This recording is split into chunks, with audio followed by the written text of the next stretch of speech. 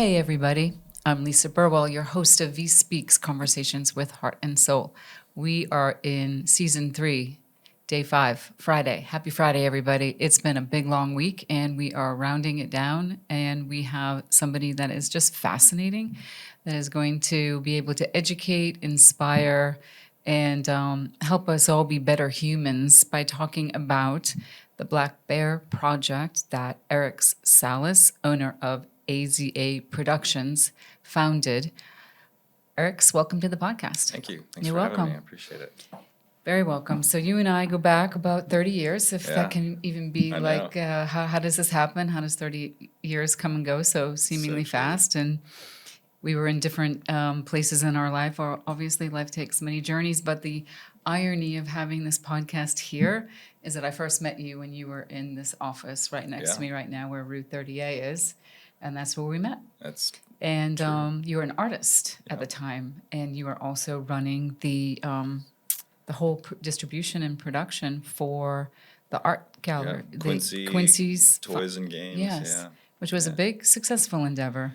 Yeah, it at that was. time. Quincy started right at the beginning of the e-commerce. Yes. And the owners were out of New York, and they really figured out how to really target that market. So if you did a Google search for toys, Quincy came up first back in Wow, the day. Yeah. wow. What do they do now? Do you I ever have keep no in touch idea. with them? I don't. Yeah, I mean, I talked to them probably, I feel like a decade ago. And then since then, you know how life is. It's Yeah. like everybody goes in different directions. Yeah, I know. And, It's so crazy. last I heard, 9/11 was such a traumatic experience for them. I believe Dorothy went into natural health type things and started teaching meditation, yoga. Yeah. I'm not really sure, to be Yeah. honest. Okay. Yeah. Well, you could see how that would happen, All right? right.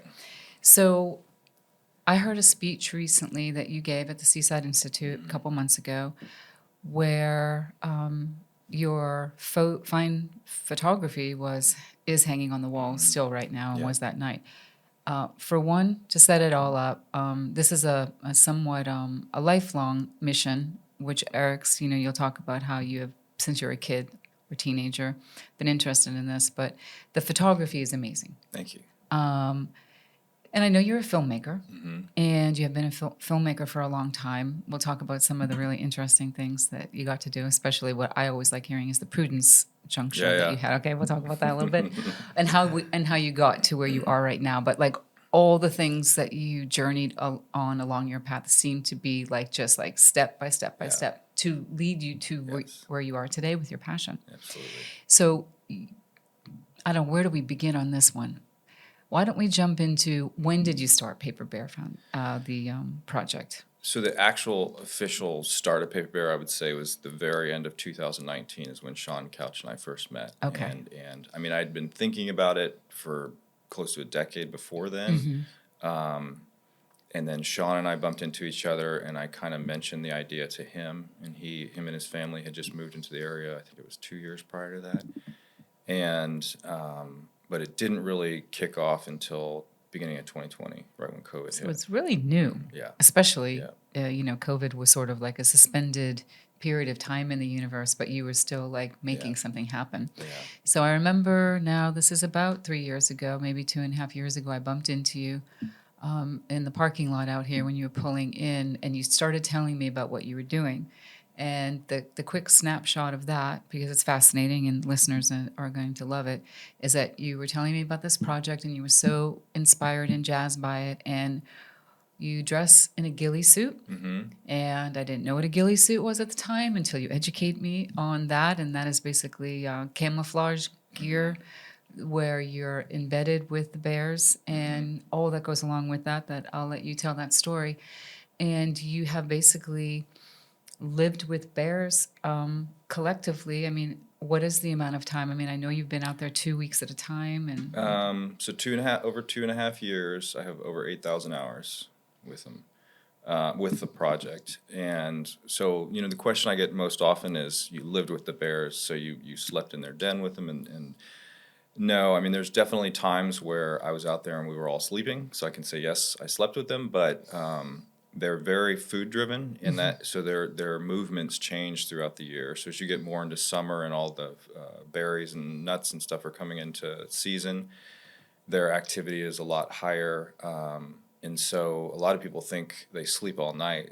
It's all over the place. They'll eat for a couple hours, take a nap, start walking and moving. So, many days I'd go out there and get out there at 2, 3 in the morning maybe, and then be with him until 5 or 6 after night, and then next day I might only be out there with him for 8 hours. A lot of it was just getting the footage I needed, and so much of it was not only getting the footage, but understanding and learning them and their behavior, so I knew how to get the footage, but also learning how to live and interact with black bears. Because the biggest thing for us was not doing anything that would harm them in the long run. So when I decided to do this part of the project, I put a set of rules on myself. So I'd never stand in front of them. I would never dress as a human, so I always wore the ghillie suit. For anybody that doesn't know what a ghillie suit is, you just think of those military movies, and the guy, you don't see him, and then all of a sudden this grass bush stands up. That's a ghillie suit. And then I would never speak a human language in front of them. So if I needed to communicate, I had to learn their communication style and their language. And then I would never do anything to alter their behavior. And that was a big one, because if there was a specific shot that I needed, and I think this was part of the artist in me, because it was such a process in that if I needed a specific shot, let's say I knew at exactly 8 a.m. in the morning at this week, the sun was going to come through the trees and it was going to hit this branch at this angle. So I knew if the bear came up the tree and was on that branch at that time for 30 minutes, I could get an amazing shot. So I would watch the bears, and when they hit a point where, okay, the bear's climbing this tree to get these acorns, then I would get out there before sunrise. I would climb 40 feet in the trees. I would mount cameras. I would set up a whole control center with remotes, and I would sit and wait.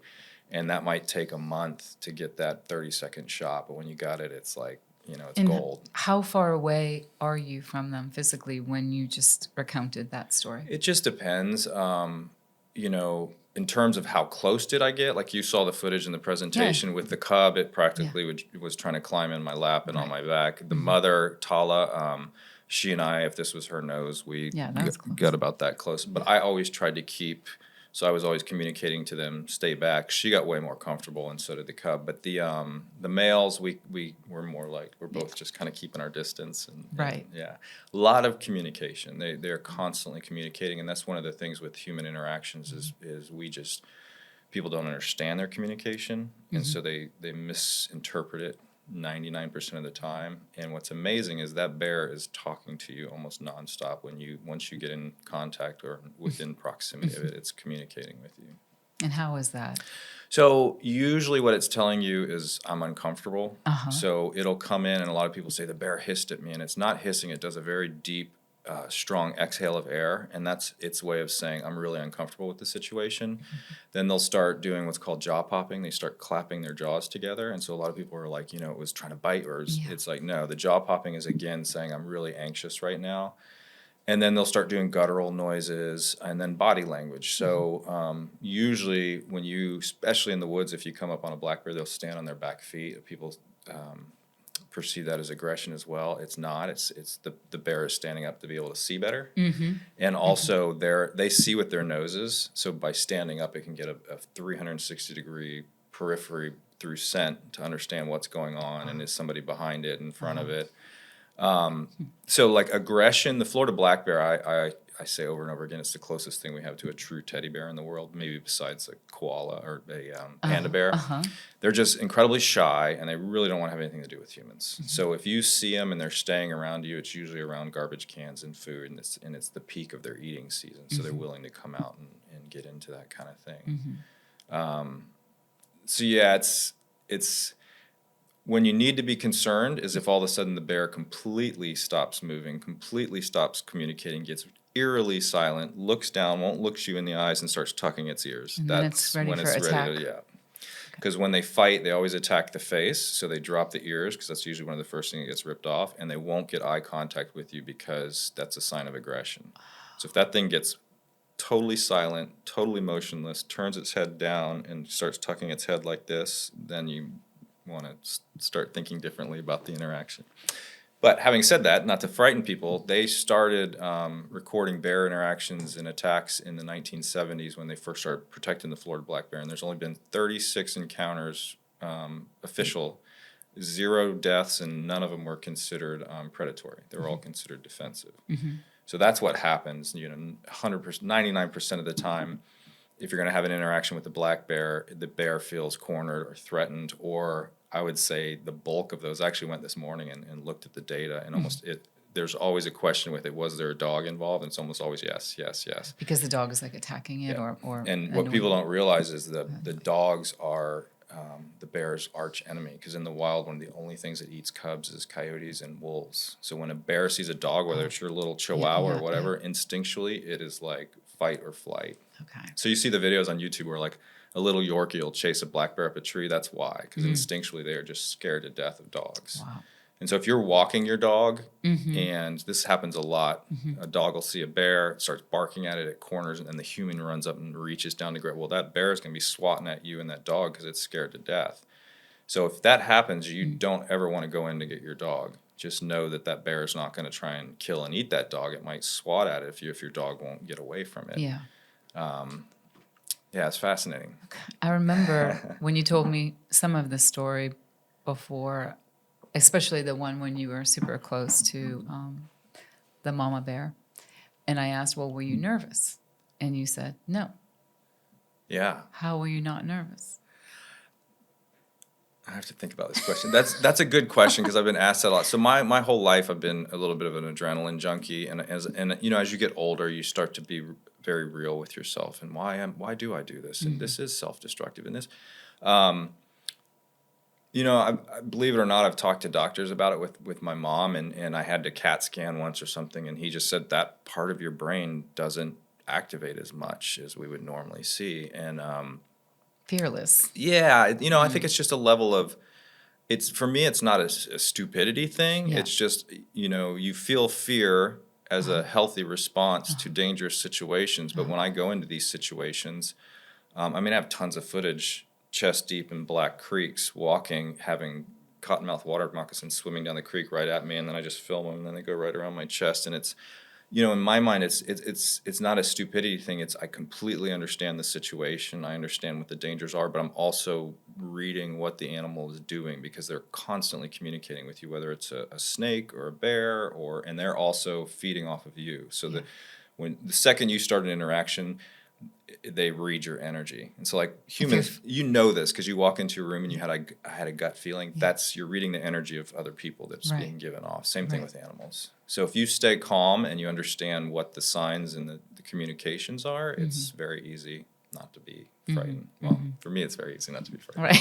Right. Well, I would say however you get there and however you have this ability is necessary for you to do it, because I don't think you could do what you've been doing if you were nervous. And I think also, and I'm just speculating here, I think you love them so much that your love supersedes, are they going to hurt me?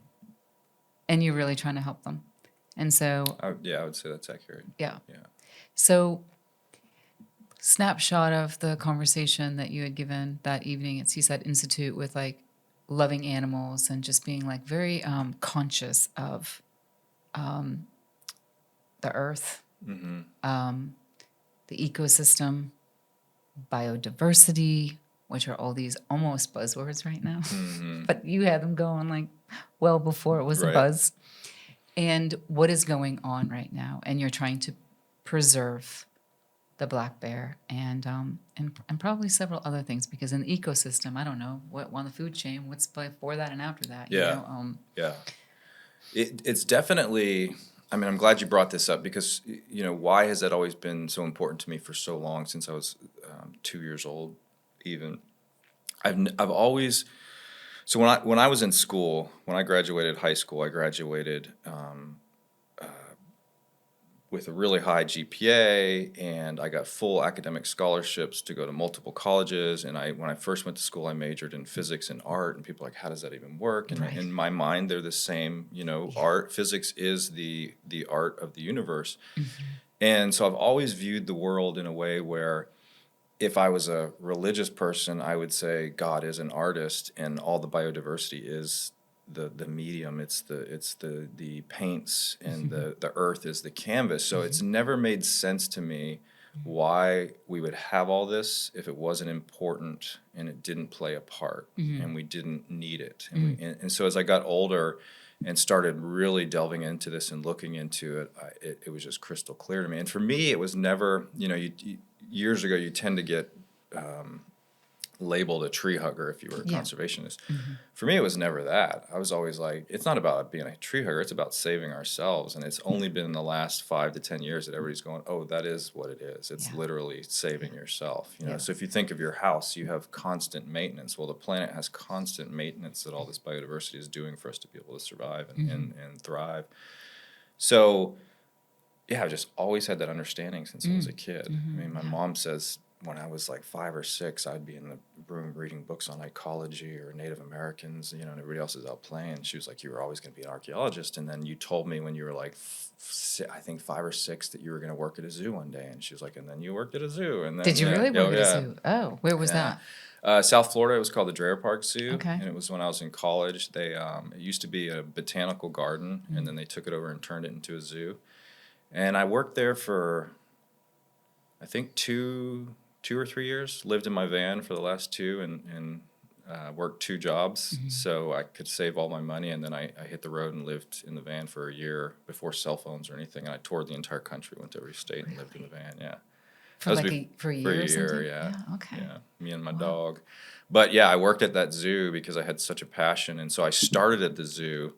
I remember I went in to get the job, and I was so young, and I'm being interviewed by the head of the zoo, and he was this older white gentleman with a mustache, and he's so serious. And I was interviewing for the job of boat captain, and so they had this tiny little lake, and they had a pontoon boat, and they used to try and do tours on it, but they just bombed because it was such a small lake. And so I was like, I want to revitalize this boat tour and talk about the ecology and the plants and the animals. And so I went in and I just sold myself. And he's like, all right, we'll give you 1 week to go out on the boat, figure out a tour, and then we're going to put all of our zookeepers on the boat. And if they say, wow, this is it. So I did that. I went out, and I just got stacks of books, and I took the pontoon boat and sat it in the middle of the lake, and I would just lay there on my back and read, and I would look. And I got to the point where I could drive around the lake, and we'd have maybe 15 people on the boat in a tour, and if I didn't say anything, they wouldn't see any animal. But if I did the tour, I would point out 100 animals that I'm like, there's this, and they're like, oh my God, it's right there. And so all of a sudden the tour grew and grew, and it got to the point by the end, before I left, where people would show up and the boat would be full from morning to night. And then I actually had in the winter, the Canadian geese would fly down, and it was, in the summer. It was the hottest time of the year, so it got really slow at that point. And there's this one goose that would always come in and hang out right by the kiosk where I do the boat tour, and it took me about a month and a half, but I completely tamed it to the point where I could hold it between my legs and pet it, and then it followed me everywhere. Oh my gosh. So when I would do the boat tour, the goose would swim behind the boat. And so everybody started calling it tailgate. And so then we had these massive groups of kids that wanted to go to the zoo just to meet tailgate.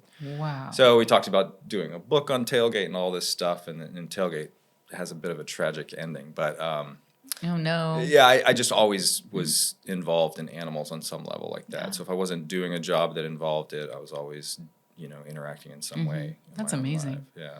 So obviously this is you. This is not like, yeah. this is just who you are. This is who you were meant to Definitely. be. I used to like going to zoos when I was younger, and I love animals. And then maybe 10 years ago, I'm like, how did I like going to zoos? Because they're so sad. And I didn't know like how I could have loved them so much and now loathe them so much. Because it's just entertainment and it's ridiculous. And zoos, to be fair, are shifting, most of them. They're shifting in the sense of, some of the bigger zoos, you go to them now and you go to this exhibit and you might not see that animal because now they're making it to where the animal can have its privacy. Okay. Well, that's good to know. And what's saddest to me about zoos is that the bulk of the animals that are in zoos are there because they had to take them from somebody who shouldn't have them, and then they can't release them into the wild. So like everything we had at Dreher Park Zoo were animals that, so-and-so had a Bengal tiger in his living room in a cage because he was this wealthy, famous person, and then they went and confiscated it, and they're like, what do we do with this thing? We either put it to sleep and so then we built an exhibit and put it in. But I agree 100%. It's not ideal, especially with the more intelligent animals. A lot of them tend to go crazy, or they, if they don't have real strong stimulation. And then you look at I mean, it's the same thing with our food systems right now. Everybody's eating farm salmon, but a salmon in the wild needs to swim thousands of miles a year. And when you farm it, it's living in a 1 acre Yeah. pen. It's just, it's like putting a bird in a cage and calling it a pet when its purpose in life is to fly. It's Right. It's a little tricky. It's a Right. little tricky, yeah. So then so it's always in you. You have such a love for it, and you can tell. And then you're doing your thing here. You get into videos. I know you then. You know what's going on. You're doing some really cool stuff with Prudence Farrow, Bruns Farrow. And where did you go to India? Where did you do? Or New York? I And did. then So India? that whole adventure was really driven by Jen, my partner. Yeah. So Prudence, who's Mia Farrow's sister, she wanted to do a film. I believe it was on the history of yoga, and so she got this wild idea that she was gonna go to India and film the Kumbh Mela, which is the largest gathering of humans on the planet. It's this big spiritual festival, and so Jen, my partner, was like, "I'm going." Like, and she weaseled her way and said to Prudence, her and Prudence were friends at the moment. And she said, "I'm going." Prudence was like, "Okay, you're going." And so they were assembling this team. And this was at the point where there was a lot of really horrible things happening in India, especially towards women, a lot of attacks and that sort of thing. So I was like, "You're not going without me. Like, there's no way I'm going to be able to Right. not freak out if I'm sitting here and you're in India for a month." And so I talked to the production team, and at that point, I'd been doing film. So I've been an artist my whole life, and I've done every medium. When you and I first met, I was running Quincy because they sold toys, but they also sold art supplies. So I started there as an art teacher, and then I was just like, I just grew, and I'm like, this isn't me. And then by the end of it, I was overseeing most of their operations in terms of the internet and all that. But as an artist, my mother was an artist and a scientist. My father was very scientifically minded. So for them, date night was getting in the car and driving the highways in Texas at night to collect snakes and roadkill so they could put it in the jars and study it. And it's, all this craziness. And then when they first got married, they raised fish to sell to pet stores. And so they had like 300 aquariums in their house, and they had to stop the operation because the weight of the aquariums actually sunk the foundation 4 inches, and it separated the walls from the foundation of the house. So they were always big into, just crazy stuff This with is animals. giving me a much more clear picture right now. Okay. And it's wild because if you met my parents today, you'd be like, "You're into animals?" But they were always big into animals, like growing up, and just fascinated by it. They both majored in biology and ichthyologists and all that. So the Prudence thing was, I had done all these different art forms. My mother was an amazing artist. She was one of the top scientific illustrators in the state of Florida, and so I grew up, around her doing art. My dad could not do art if his life depended on it. He's more engineer minded, but so I was always doing the art, and I was heavy into painting. But for me, the reason I got pushed into film was, of all the other mediums I did, they were very depressing for me because I'm just so obviously intense, and I can be a little obsessive compulsive in the sense that once I decide I'm going to do something, I'm in full. So with painting, I would go into a room and paint for 5 hours straight, but it was very depressing for me. Like I wouldn't come out and feel great after that experience. So even though I was very good at painting, and you are good at painting. Oh, thank you. I'd do a painting and it would go all over the world. I'm like, this isn't me. Yeah. Like it's so depressing. It should be uplifting for me, but it's because a lot of my art has always been a way to channel, to get stuff out that I need to get out. And so if you're just always doing that in a closed off room by yourself, it can actually be counterproductive. Yeah. So the painting was like, this isn't me. Like, I love this. I love the end result, but the process is killing me. And film was the first medium I found because I loved music. I loved all the art forms, and I did them very well, but it was the first one I found where I could bring it all together, and I interacted with the team in a way that was very healthy for me and very uplifting. So that's why film was so good. So the Prudence Project, I immediately said, I had just purchased a cinema camera because I was doing film before then, but I was kind of getting into the idea of moving into that. And I actually had a construction company at that point. I don't know if you remember. Don't remember that. Yeah, so It was during the first real estate boom on 30A, Yeah. and the way I got into that is I would do these art projects for houses, and as money escalated, people were like, "He is really good at this. We need you to build." He can build our house? Yeah, well, he was like, he can build this crazy sculpture thing, and I was doing that, Oh, but then wow. I would come in and they would watch me run a crew of people to build this sculpture, and they're like, "He's doing better than our contractor." So then people wanted me to do an addition. By the end of it, we got to the point where I had a full construction company right when I was about to go to India. I did not know And this. we rebuilt Great Southern in Seaside. I'm the one that tore that whole thing out in 7 days. We No tore the way. entire kitchen out, both kitchens, and rebuilt the whole thing. We With Jim rebuilt. Shirley?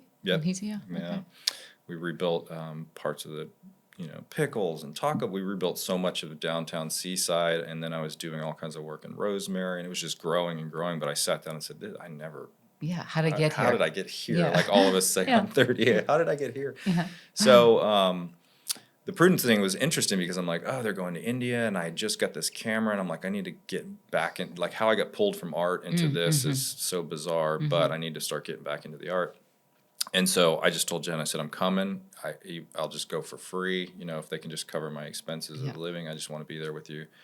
So we arranged that, and then the woman who was the director of the project, her father fell ill and went to the hospital. So then they were like, no, we actually need you now because we need that camera person. And so, we went over and ended up living in Allahabad for a month and filming the Maha Kumbh Mela, which was insanity, but amazing. But that's what really solidified in my mind, this is what I'm going to do the rest of my life. And I don't know how long it's going to take me to get there to do that. And I also I said, I'm going to do feature films. I just don't know when, because it's a transition in that not only does it take substantially more money to do a feature film, it also takes clearly years, to do one film. Right. So it's a big leap.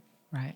But that was definitely the transition. Was that, that's that so trip cool. to Well, India. that's a pretty unique Yes. place to be. Yeah. And to stay there for a month. I mean, I do remember, you coming back from there, and the talk of it all was so fascinating. Yeah. I think we got rid of half of everything we owned when we got home. Jen and I just went through the house. Oh, yeah. Get rid of it. Well, that would do it. Mm-hmm. Yeah, that would do it. Yeah. So then, on the trajectory of your journey, when did the bear and your love for the bear and understanding that like so much growth was happening and things were all messed up with the ecology and So the big thing there was, so first and foremost, the absolute, what I would say, the godfather, the leader of this in the Panhandle, in my opinion, especially in our area, is MC Davis, Noguchi, biophilia. Yeah. In terms of bringing people's awareness to what's really here, and to him, the godfather would be E.O. Wilson, which is why he called it the Biophilia Center.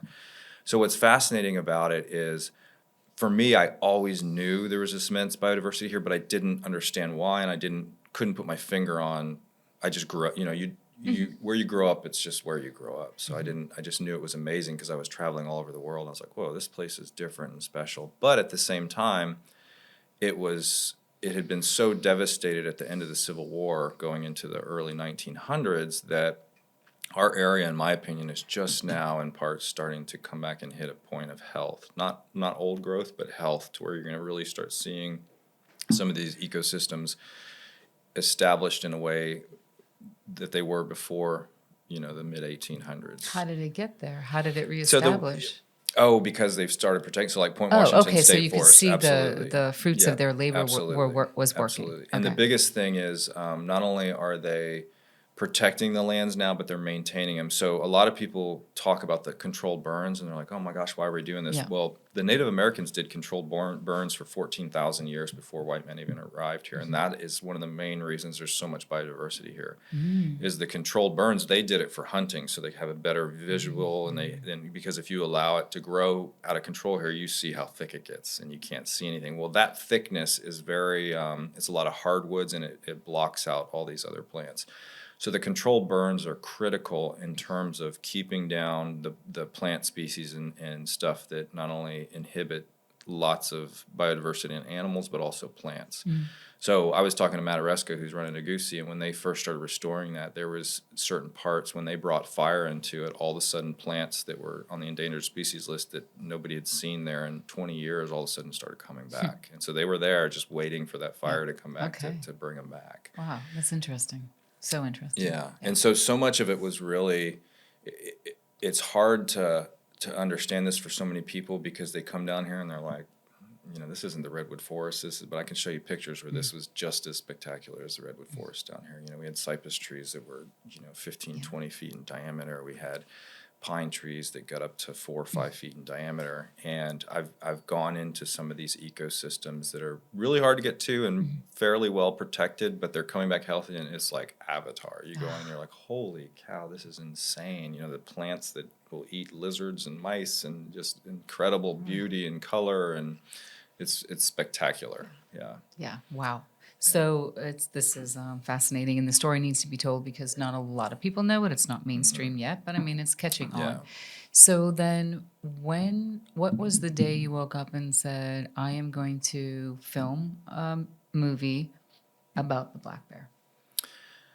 I have to give most of that credit to Sean. So basically, when this started, I met with Sean. So Sean Couch, he was supposed to be here, but he couldn't today. But he runs the J.W. Couch Foundation, which was a foundation started when his grandfather passed. And their sole mission is it's a 3-pillar foundation. So they have a leg that deals with historical, a leg that deals with education, and one that deals with environment. So every year they go out and help organizations in those 3 pillars. And so he and I first met because they had moved to the community.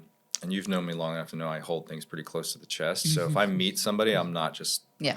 So he was like, can you think of anything that my foundation could support in the area? And I wasn't about to tell him about my project because I just didn't know him yet. And so I did a little tester, and I said, well, my friend started this free clinic over in Point Washington, Hillary Glenn, the Point Washington Medical Clinic. I said, I know they could use some help, and COVID was just hitting. Yes. And within a month, his foundation had bought them the mobile clinic that they have now. And I was like, ooh, this guy's, I like this guy. Responsive. Yeah. So he and I started talking, and I started liking him more. And it was clear that he was really interested in helping the community, and that was what was important to me. Because we get a lot of people that come in here and they get excited, they do something, then they're gone within a year. And I was like, I'm not interested in that. Carpetbaggers. Yeah. So that's what started the conversation, and then I started telling him about the project, and so he was like, let's do it. And so for me, it was 2 things. It was Sean and then Jen. Jen was like, you've been thinking about this project forever, just do it. It's COVID, now's the time to go out and live in the woods and do this thing. So I said, all right. So the first 6 months, his foundation was supporting it and funding the whole thing, and it was I was just 16 hours a day all over the Panhandle, 7 days a week, filming. And I mean, some of the places we filmed in, we had to get permission from the Pentagon to get into and film, because there's a lot of amazing stuff out at Eglin, but it's also close to their bombing range.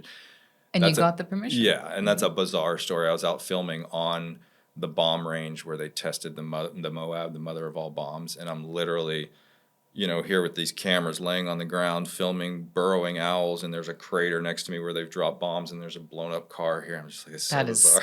Bizarre. It's so bizarre. And that's the only population of these burrowing owls in the entire Panhandle. So it's like, you want to get the footage, you got to go out here. But I had a handler with me at all times when I was out there. So not only did I get permission, but you had to have somebody with you, and they prevent you from going here and here. And some of it's like, they don't want you to see certain things, but a lot of it is probably for your own protection. So you don't go somewhere where they're going to be testing that day. Right. Because you get out there and you're like, it's all tests. They build little, I'm like, that looks like Afghanistan, that little town we just drove by. And they come in and, they'll practice saving people or bombing a village, whatever they need to do. Yeah. So there was that aspect. So I started filming, and then it was really Sean. What happened was, in my mind, it was a documentary. And when you look at a nature documentary like a David Attenborough type thing, Blue Planet, Planet Earth, they usually get a whole team of cinematographers, and each one has an assignment. Like, you for the next month are going to the mountains of Afghanistan, and your sole mission is to get this footage of this leopard that's never been filmed, and this is what we need. So that one person focuses for a month, 15 hours a day.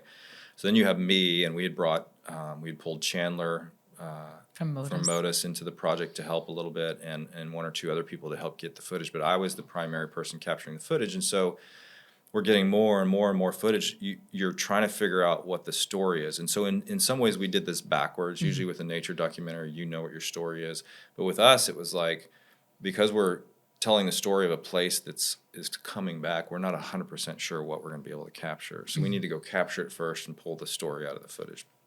So as we were doing that and we started coming up with an idea for the story, Sean's a father of 4, and he kept getting these ideas of like, wow, to get the kids, let's do animation. I'm like, animation? Like, we're talking money now, you know? Like, I mean, it was already money, but now we're talking like big money. And so once I made contact with the Bears and started, and it was funny. Let me back up a little bit. I'm the kind of person that once I commit to something, I'm not going to stop until I accomplish or I'm dead, one of the two. And so I've been going, and it's months, and we're meeting, and he's like, dude, like, this isn't happening. Trust me, we'll get the Bears. Just trust me.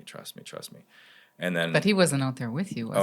No, it was just me. Yeah. So the day I've got the first footage and I had my first contact with the bear, it was like, I told Jen, I was like, this is one of the best days of my life. I didn't think it would be that, but it was such a profound experience. And then I came and showed him the footage, and he was just like, oh my God. And then he showed it to his board, and then they were like, whatever you need. And that's when Sean said, let's up the scale and turn this into a feature film, which is something I would have always loved, but finance-wise, I can't just say that. So he said that. And then once he said that, I took it and ran with it. And then I was like, well, you want to bring it to here, let's bring it to here.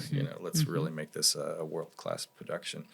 That's really what kicked it off. And then once that happened, he and I started working on the screenplay, and the way that came together was really fascinating for me, because that was the only time and the first time we were really butting heads, because he had an idea of it needed to go in here, and I'm like, no, this is my project, it's going to go this way. And his was way more like oriented towards kids, and it was just this fun storyline. It was less about not less about the biodiversity, but it wasn't as heavily on educating. It was more on like, we got to get their attention or they're not going to watch this.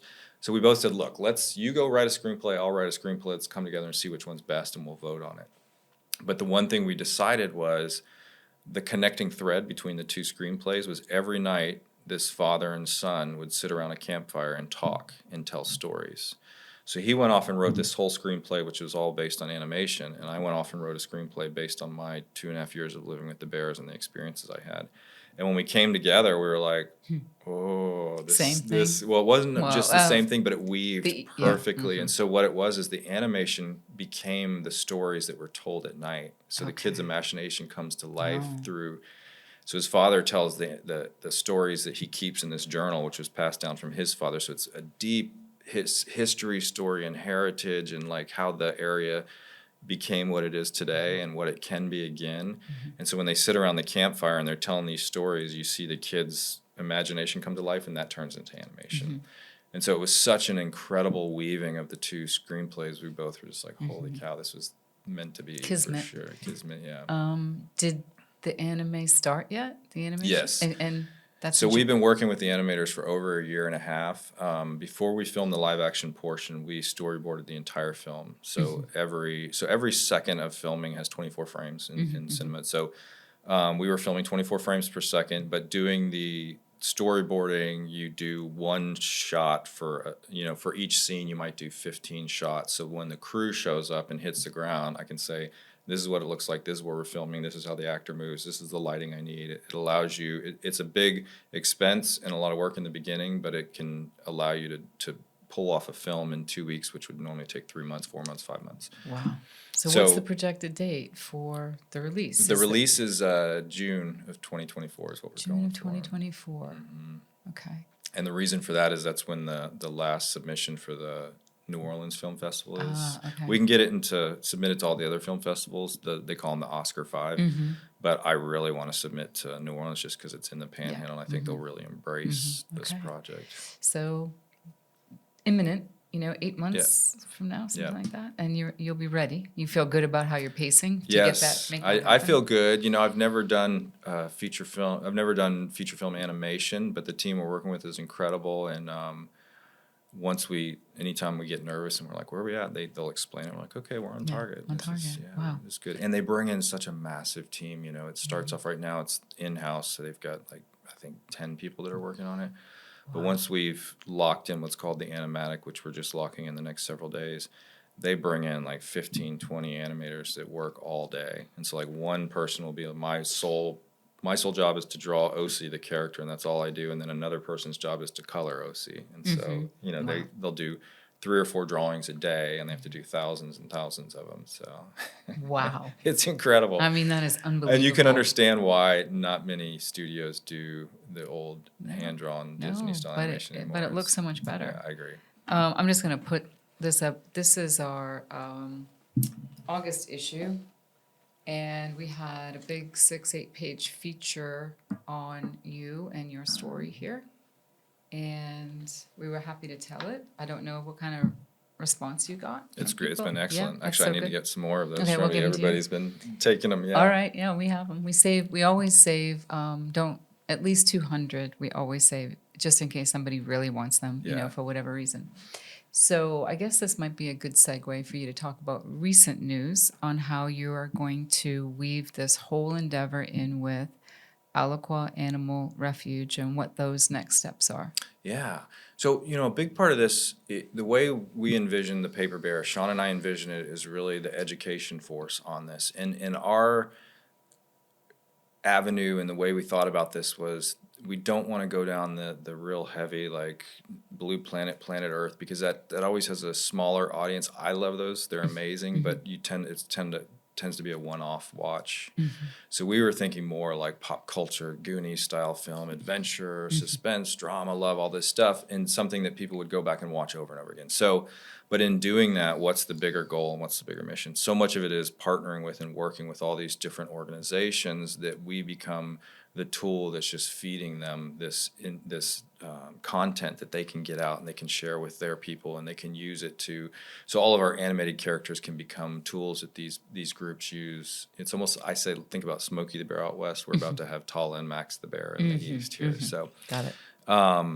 so we're working with and partnering with, and I'm really excited because we've been working with Lori Hood up at Aliqua, and you know, Aliqua has been growing, and one of the issues they have is trying to become self-sustaining in the sense of, you know, driving people in to not only adopt the dogs, but also they're a wildlife refuge, so they need funding to help rehabilitate the animals that they're rehabilitating and releasing them into the wild.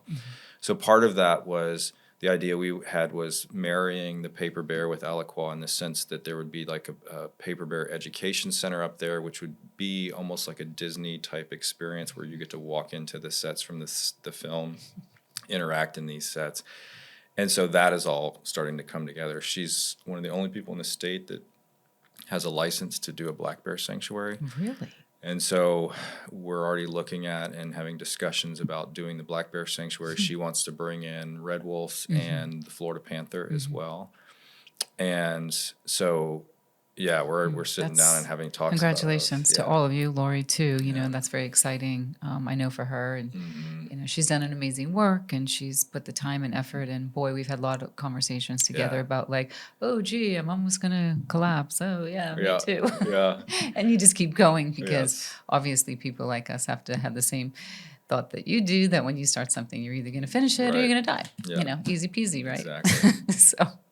And I can say that it's funny because you say we've known each other for so long. It's so true. It's like the people that have been here, and I can only speak about here because it's where I've lived, but there's a handful of us that have really been here since the beginning and have really created. I definitely see you and Jerry as those, and it's like they're the people that Jen and I have so much respect for because we are in that same mindset of like, this might kill me, but I'm okay with that. That's right. Well, I mean, that I don't know how else to do it. I would have preferred a much easier way, but that wasn't exactly what happened.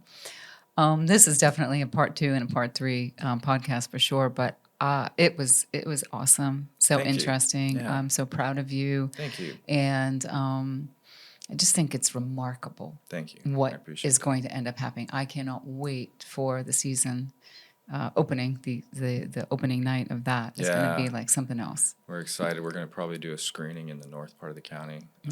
They're excited about that. So we'll definitely, you guys will be involved for sure. Thank you. Yeah, well, thank you for your time, Arix. Right. Thank you. You're welcome. Hope you enjoyed it, everybody. What a story. What a, remarkable, almost unreal, but it's true. And a surreal, wonderful story about what you can do when you want to do something. Thank you, everyone. Have a good day. Happy Friday. Bye.